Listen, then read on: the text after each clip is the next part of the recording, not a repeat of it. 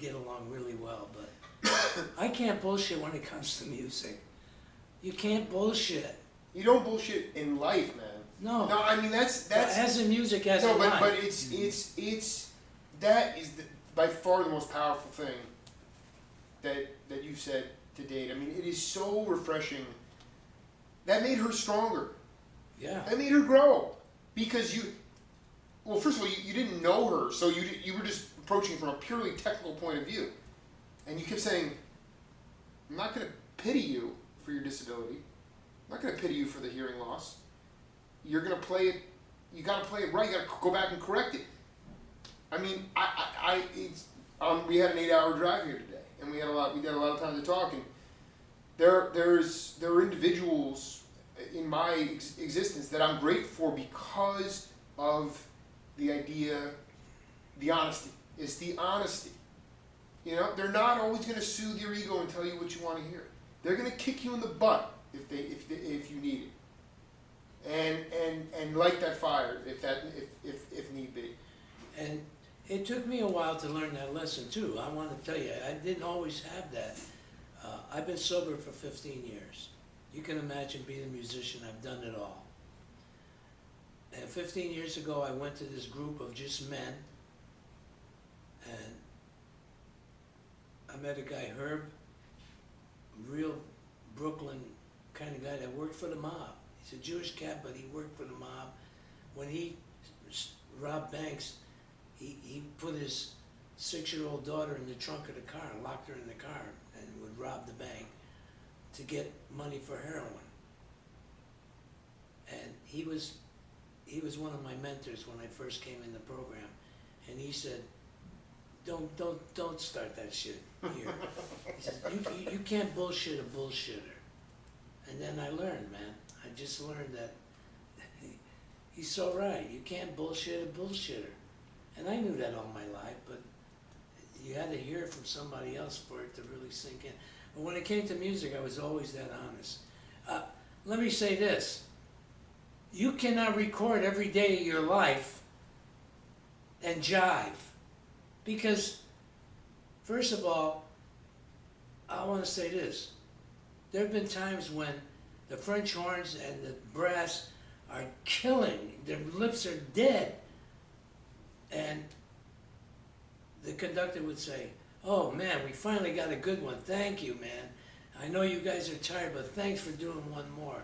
And I'd say, "Sorry, I fucked up. And we got to do it again." And they want to kill me. Mm-hmm. But you know what? When they leave the studio and that guy goes back to listen to it and he hears my mistakes that cannot be corrected, now with Pro Tools and all that shit, you can fix it. But in those days, no. And had I let that go, I would never be working in this town, man. When they hear that and say, all the money we spent and this guy wasn't honest enough to tell us that we didn't hear that he made a mistake, he had to have known he made a mistake. So just for that reason alone, you gotta be honest, man. The playback is a mirror that hits you in the face that doesn't lie. So you can't do that if you wanted to.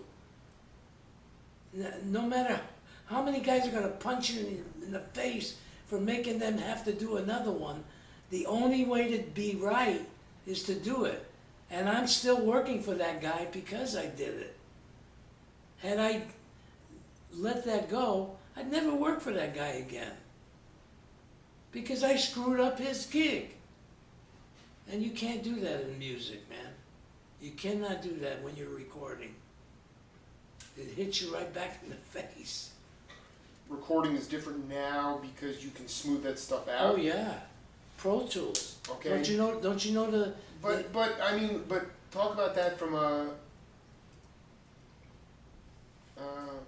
not a technical point of view.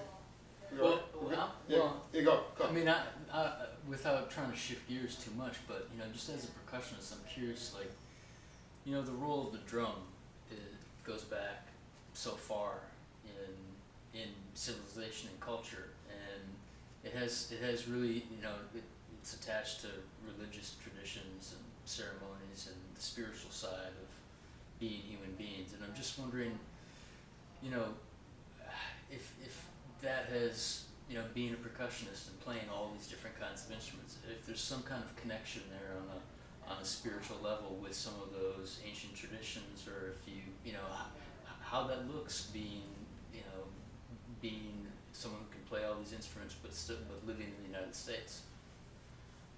Well, before I answer that question, I want to finish that thought that he had, Yeah, because he was going to ask me, I think, why is it different with Pro Tools? Mm-hmm.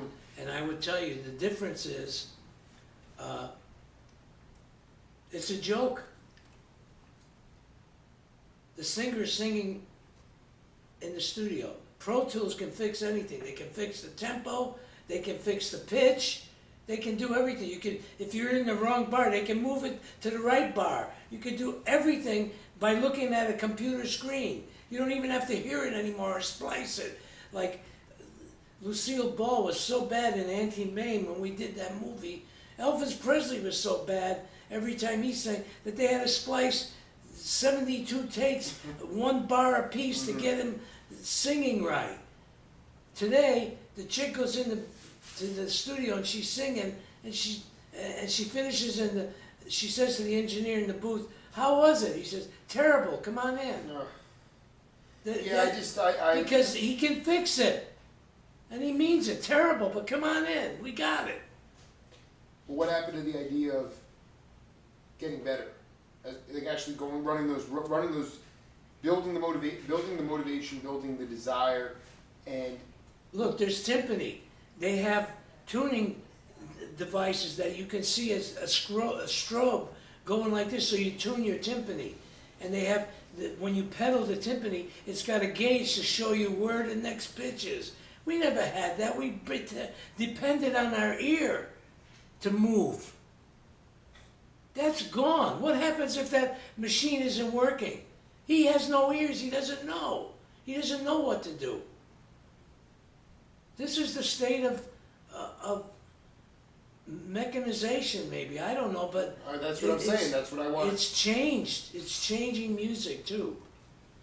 Now, to go to your thing, on the Latin album I have, on 6 of the tracks, Francisco Acquabella is playing bata and congas. I know Francisco a long time.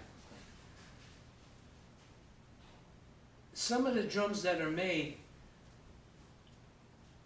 most of the drums in Africa that are made are adhered to the shell. The skin is adhered to the shell with blood, maybe animal blood, but with blood. And sometimes they put, I've heard that they even put a thumb bone inside the drum. I mean, you want to get spiritual. You're not going to get any more into spirituality than using your human body in your making of your drum. Right. And there's, with Francisco, the guy was taking pictures when we did this Afro-Cuban album, and he said, "No, you don't take pictures of that drum. That's a sacred drum."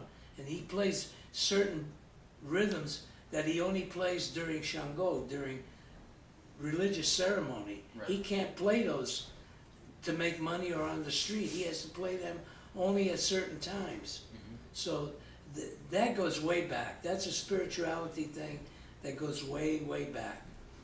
Everybody thought the drum was the first instrument, but the bull's roar was that thing I did around my head. Yeah. They have a piece of wood that you just twirl, and that's here, somewhere in there.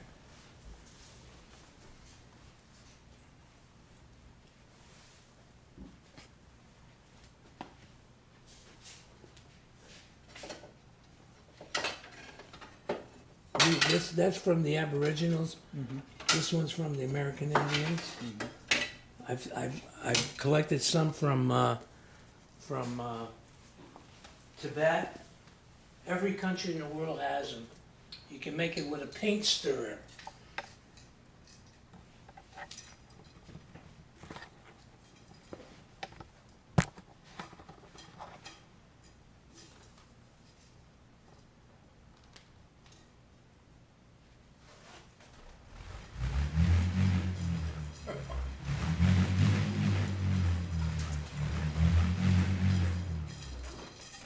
in tribes, the men would go into the hut, and the women had to stay outside. The women were not allowed in the hut.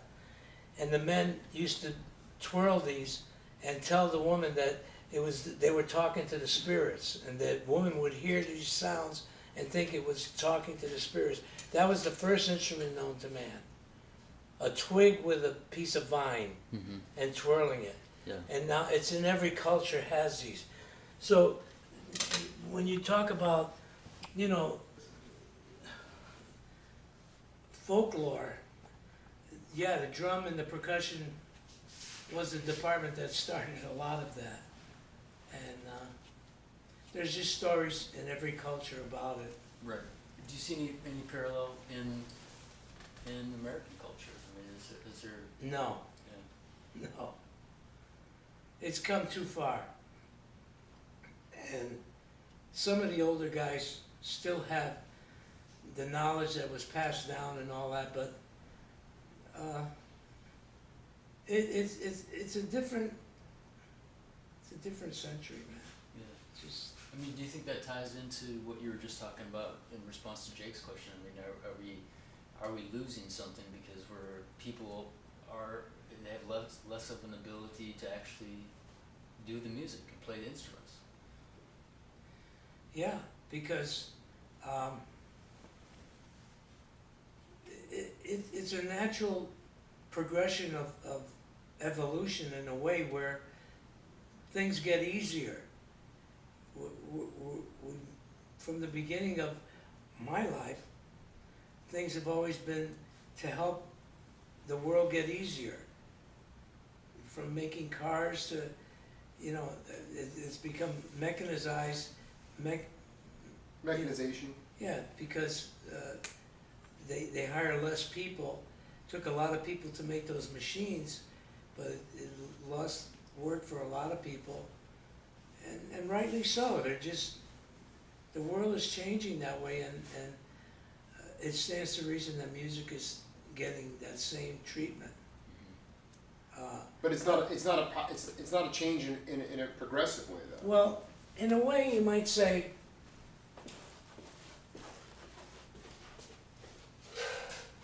this is a little piece of PVC with a tiny bit of plastic from Remo and a spring.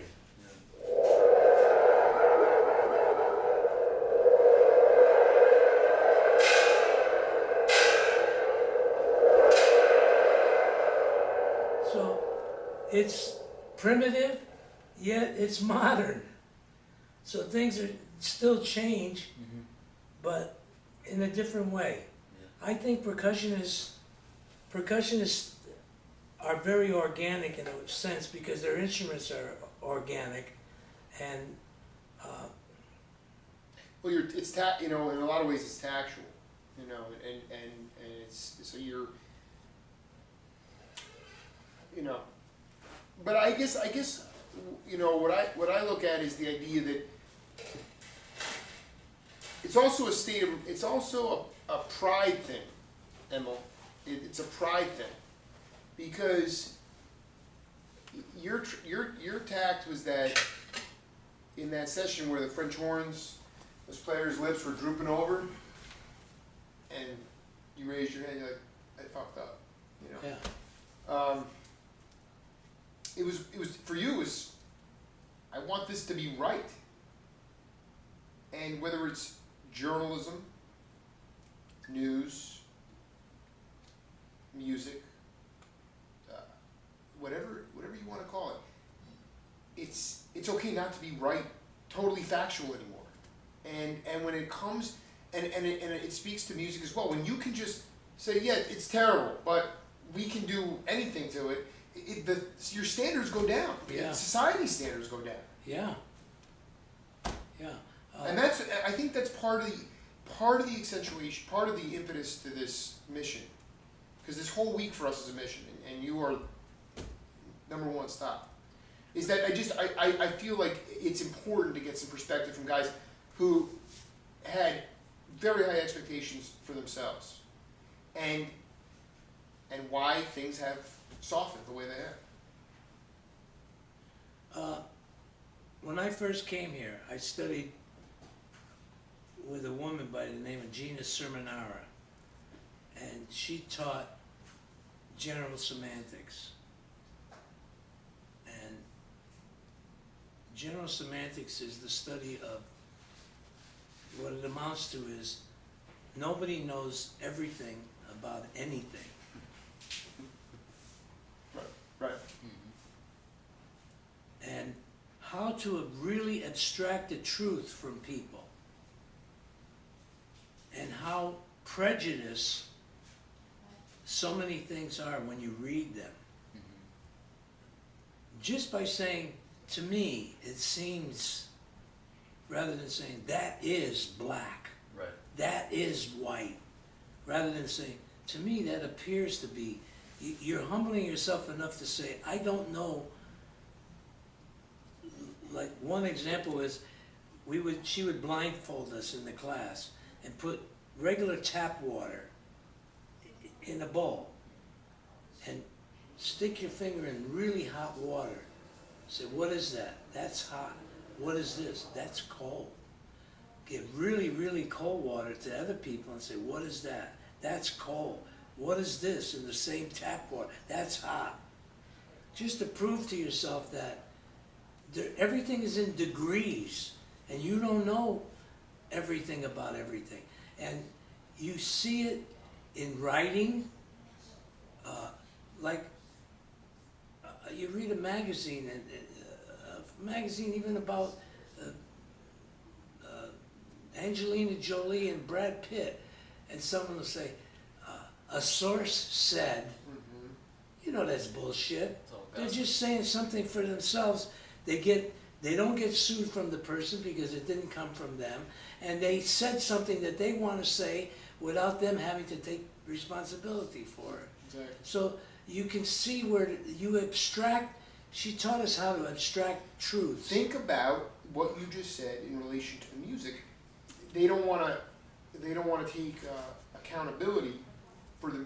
They don't want to take accountability. Yeah. So when that singer goes in and says, "How was it?" and the guy said, "Terrible," the music eventually is going to come out to the people. It's going to sound great, but it's not really her music. No. So how does that person feel? They feel more insecure, How about which is why we're facing a. How about a model? A model takes a picture and they skinny her, they fix her face. They can do so much with photography. It's the same thing. That ain't that bitch. It's somebody else. It ain't her. In reality, it ain't her. You see her on the street. That ain't her. You know. Powerful. Yeah. I. Life is life, and we had to learn always and never were two words you always remember never to use. You always do that. You know what that does to a relationship of a man and a woman? Because you believe that he never did it before. He never did it before. Or he always does that. No, you don't know him always. You didn't see him never. You don't know everything about him. You got to give him credit somewhere. And if you just change that kind of thinking, you'd be surprised how communication and your own beliefs start to change. She brought it up even with the Bible. She used to talk to us about the Bible. She says, you know how prejudiced the Bible is? She loved cats. She says there's not one mention of a cat anywhere in the Bible. Because whoever wrote the Bible didn't like cats, she assumed. And then she sent us to psychics. She wanted to find the validity of psychics, and man, she sent me to fucking crazy people. This little old You want to share? You want to talk? Oh yeah, this little old lady laid down on the couch and she says, "Don't come near." She's smoking her ass off. She says, "Don't come near me. I'll be all right. But the voice that comes out of me ain't gonna be me. And don't get scared. Don't touch me. And for me to get there, it's gonna seem like it's a little heavy breathing, but don't worry about it. It'll pass." She's laying on the couch to the point where I wanted to leave the fucking room. I thought she was gonna die. Yeah, right. And then, Jeez. then this voice that comes out is a man. We see the person you have right here with such rapidity and with such depth. You know it wasn't her. There's something coming out of that lady. And you get to ask 5 questions. And one of my questions were, what is my purpose in this life? Music, music, music, music, music, over and over and over. And you're here, blah, blah, blah, and you're going to be with someone that does tones in between the tones. I met Harry Parsh, 43 tones to the octave, way after that. What is the purpose of my son Claudio in this lifetime? Your son Claudio was here very recently. He was killed in Korea. He was buried alive, and you must be very gentle with this boy because he has claustrophobic ideas, and it's because he was buried alive in Korea. How about my son, Emil Jr.? Emil Jr. was your father in the state of Washington. You were both American Indians, and he lost his life teaching you the rapids in a canoe, and the canoe tipped over, and for him to save you, he had to hold you up and drown.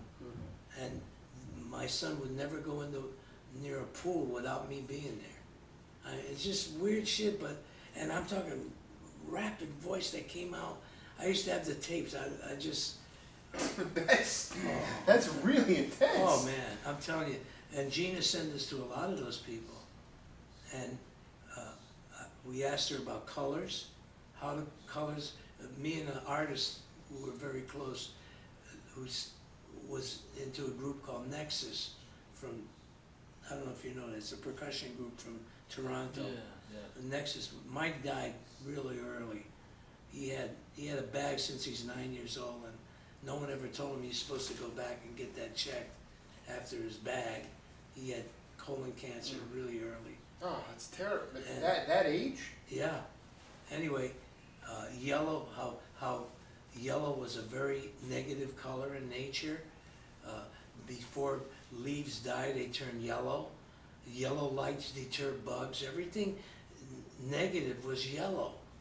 And we used to do concerts where we would emanate yellow light on a yellow canvas with white noise. We were with this guy, the first electronic guy who helped build this first synthesizer, and we would fry this white noise to the audience, emanating yellow light and a yellow canvas, because anything you did after that would be positive after giving them so much negativity. So we'd shut the lights off, shut the white noise, and everybody, without knowing it, they go, ah. They got such a release from just that anything we did after that was positive for them, you know? The idea of self-awareness, the idea that you had to take a psychology class in college to get to know yourself better, is all the stuff you're talking about. I mean, it's almost like you went in with that yellow schmear, you know, the idea, let's fuck with them, you know, let's fuck with them. Yeah. Because you were aware of how they were going to react. Yeah.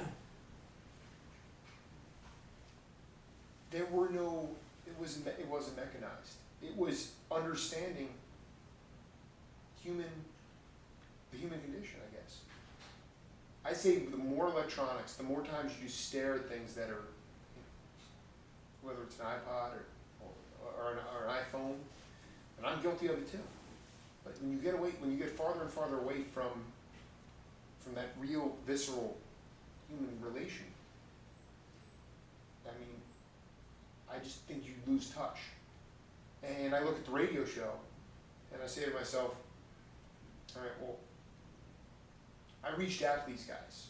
I didn't use Facebook. I used old media. You know, we communicated through email. You do email good. But it was about forming the relationship, the human connection, and that's when the magic occurs.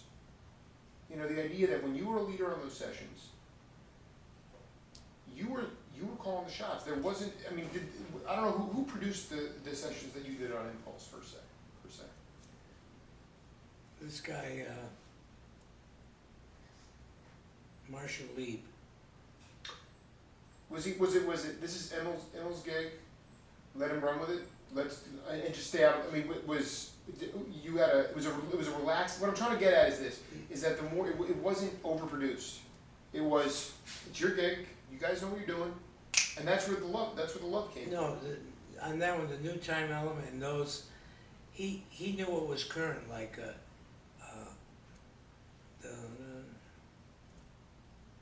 All blues, or I mean, no, there were some current tunes. You did some Sonny. Current in '76 was not that hot. No, but those tunes were popular at that time. Exactly. And he suggested that those are the tunes we should do. Oh, that's great. Okay, yeah, So, right. I didn't have full say in all of that. But on these 4 albums that I'm going to give you, or 3, whatever there are, I had full say. And to me, my daughter did all the artwork, and I had full say in everything. This guy, Jerry James, I'm trying to remember the name of the company he had. He just passed away, and he just let me just do whatever I wanted to do, and man, that was fantastic. What are some of your favorite pieces you worked on? Top 3 projects that you worked on. What? Some of your favorite projects that you worked on, or say your top 3 or so. With other people's stuff, or what do you mean? Mainly with your own. These 3. Those 3. I'd say. And what about working on other projects? One was Dr. Zhivago. It was fantastic. Just the biggest orchestra I'd ever seen. 4 harps, 4 cymbalums, a balalaika orchestra, a Russian basso choir, 25 snare drummers, days and days and days of work on that. The first Star Trek was great with Jerry Goldsmith. Planet of the Apes, Jerry let me do a lot of stuff on that. Right. The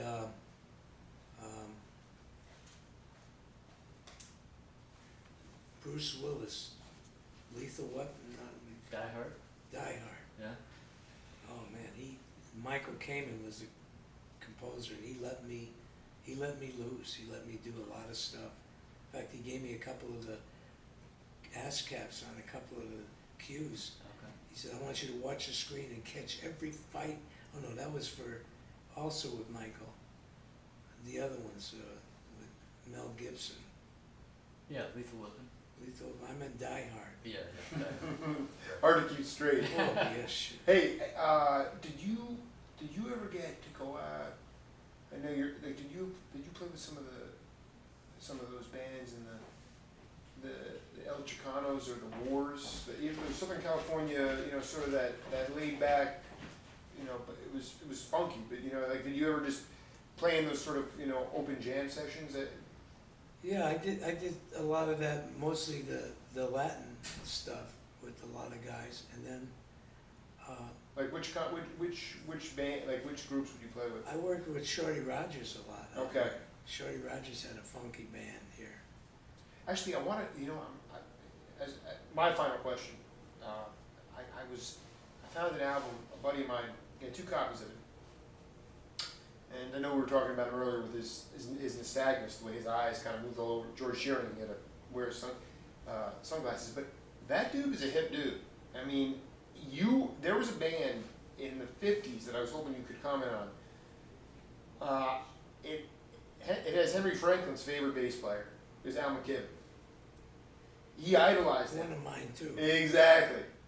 And you, and I think Toots Thielman was in the band. It was when I listened to it, I listened to it because Emil's on it. I mean, I identify with the people on the album. That guy was way. I mean, talk a little bit about that experience for you. I mean, and where you were at in your life at that time, and how much that band changed. Because there was some that's a Hall of Fame band right there, and it doesn't get a lot of publicity. No, it didn't. But George was such a fantastic musician, so was Toots, so was Al McKibben, so was Armando Pedazo, the conga player from Cuba that played with us, and the drummer Percy Bryce. But George would not let a mistake go by. We used to do a lot of live radio shows. Monitor, I forget the name of the shows, but they would pick up wherever we were around the country. They would come in and do these live broadcasts. What station was that? You can't I remember? think it was called Monitor. Monitor. This is intense because there's a huge impact on obviously the corporatization of radio as well. I think that's the name of it. Monitor. I think that was it, Monitor.